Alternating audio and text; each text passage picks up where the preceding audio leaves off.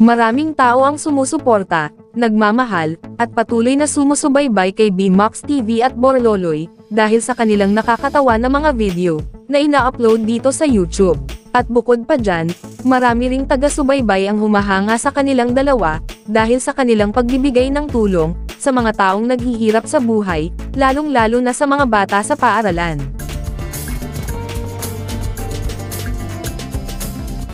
Ngunit sa kabila ng lahat, ay madalas na lang natin makita si Borloloy, sa mga video na ina-upload ni BMOX TV dito sa YouTube. Sa kadahilan ng gumawa na ng sariling YouTube channel si Borloloy, na may pangalang Suson TV. Dalaw kong kaibigan kasi manghiram naman yun ng pira. Ngayon may gagawin akong kalokohan sa kanilang dalawa. Si Suson TV o Borloloy ngayon, ay meron ng total video views, na umaabot na ng 3,739,585.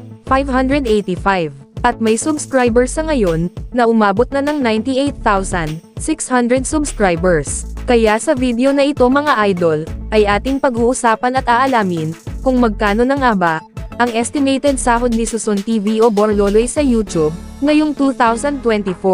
Gamit ang public website na Social Blade, ay ating malalaman o makikita, kung magkano nga ba, ang estimated sahod ni Borloloy sa YouTube, ngayong 2024. Sa mga hindi pa nakakaalam, ang Social Blade nga pala, ay isang public website, na kung saan kahit sino, ay pwedeng tumingin sa analytics, at estimated earnings, ng isang YouTuber, or influencer.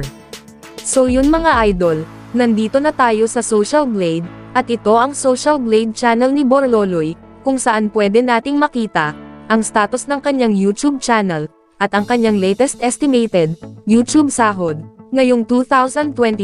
So yun mga idol, dito sa kanyang uploads ay nasa 298 na. Subscribers naman ay nasa 98,400 na. Video views naman ay nasa 3,716,442. Country at channel type ay wala pang nakalagay. At user created noong December 29, 2020. At dito naman sa baba mga idol, ang total grade niya, ay nasa letter B. Social Blade rank, ay pang 354,709. Subscriber rank, ay pang 2,525. Video views rank, ay pang 2,138,166. Country rank at channel type rank, ay wala pang nakalagay.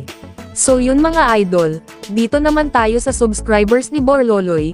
For the last 30 days, ay merong pumasok na 10,400 subscribers. Tumaas ang subscribers percentage ni Borloloy, sa 511.8%. At dito naman, sa video views ni Borloloy for last 30 days, ay merong pumasok na 996,404.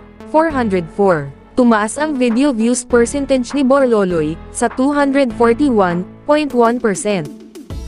So yun mga idol, dito naman tayo, sa YouTube Stats Summary, ni Suson TV o Borloloy, noong November 26, 2024, hanggang December 9, 2024. Makikita natin dito, ang pumasok na subscribers, pumasok na video views, at ang kanyang estimated earnings, sa bawat araw. Pero mga idol, ang titingnan natin dito, ay ang daily average, at weekly average. At disclaimer lang mga idol, ang impormasyon na ibinabahagi ko sa inyo, ay isang estimated earnings lamang. Dahil ang website na ito, ay nagbabase lamang sa views, ng bawat video. So yun mga idol, umpisahan natin dito, sa daily average. Dito sa subscribers ni Borloloy, sa loob ng isang araw, ay merong pumasok na 347.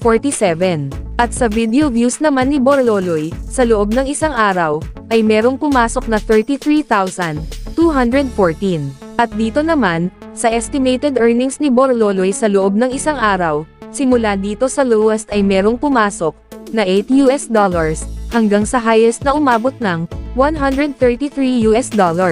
At kung i-convert natin ito sa Philippine Peso, ang katumbas nga pala ng $1 sa Philippine Peso ngayon ay nasa 58 pesos. So yun mga idol, ang katumbas ng $8 sa Philippine Peso ay nasa 464 pesos. Ito ang posibleng kikitain ni Borloloy sa loob ng isang araw sa lowest estimated earnings. At ang katumbas naman, ng 133 US dollars sa Philippine peso, ay nasa 7,714 pesos. Ito naman, ang posibleng kikitain ni Borloloy, sa loob ng isang araw, sa highest estimated earnings. Bago natin ipagpatuloy ang video na ito, ay please naman po mga idol, pakiclick naman ng like, bilang suporta, sa video na ito. Maraming salamat po mga idol.